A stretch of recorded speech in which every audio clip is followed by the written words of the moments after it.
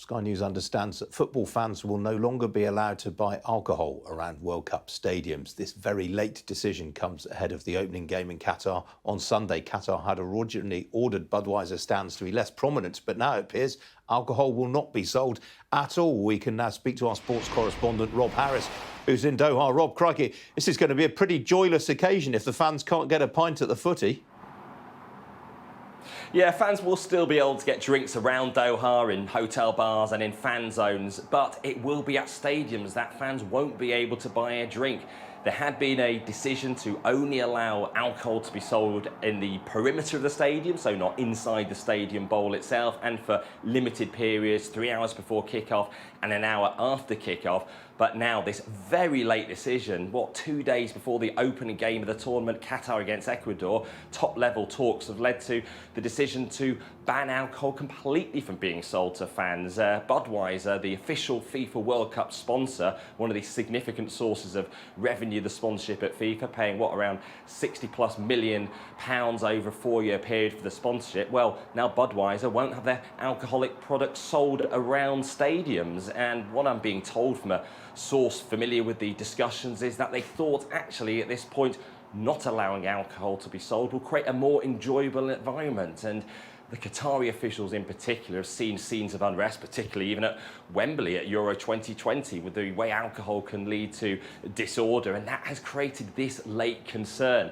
Because it was at the start of the week we're actually hearing about how Budweiser had to move its beer stalls to less prominent positions at stadiums because they wanted to keep it away from where families might be buying things like merchandise, which just showed how sensitive this issue is. Because for the dozen years since Qatar bid for this World Cup and has been preparing for the tournament, one of those concerns had been the availability of alcohol in this conservative Muslim nation. And although it's not freely available in shops, in fact there's just one shop that foreigners can buy it in, it had been available in bars, and Qatari organisers had been indicating that you would be able to buy drink at World Cup stadiums. But it just shows the sensitivity. It's so close to kickoff that they've taken this decision, the World Cup Supreme Committee and FIFA together, to no longer have the drink available. But potentially, and how will fans react to this?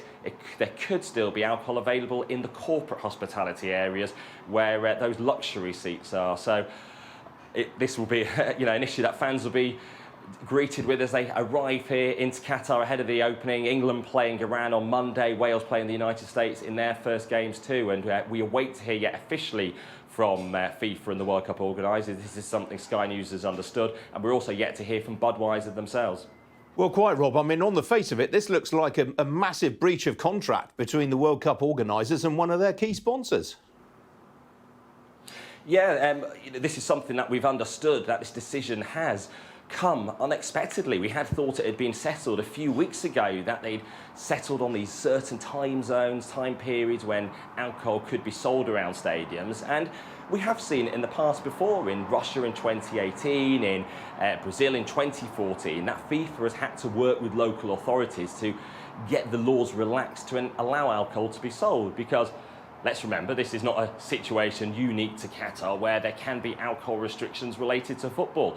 I remember being at Euro 2016 in France, and disorder there and unrest led to entire cities having alcohol banned from being sold in it to try to prevent unrest. In Scotland, you still can't buy any alcohol at football. Of course, in English football, in the Premier League in particular, you can only buy it away from sight of the pitch. So there are alcohol restrictions around the world, but Budweiser had been receiving assurances over many years as a top-level FIFA sponsor that there would be an accommodation that would see alcohol sold at football stadiums here for the first time in Qatar, because I say it is normally only sold in limited places. And it means, as Qatar and FIFA want us to be focusing on the football ahead of this first Middle East World Cup opening, it's still many of those sort of side issues that are dominating the discussion and the uncertainty as we approach the opening on Sunday.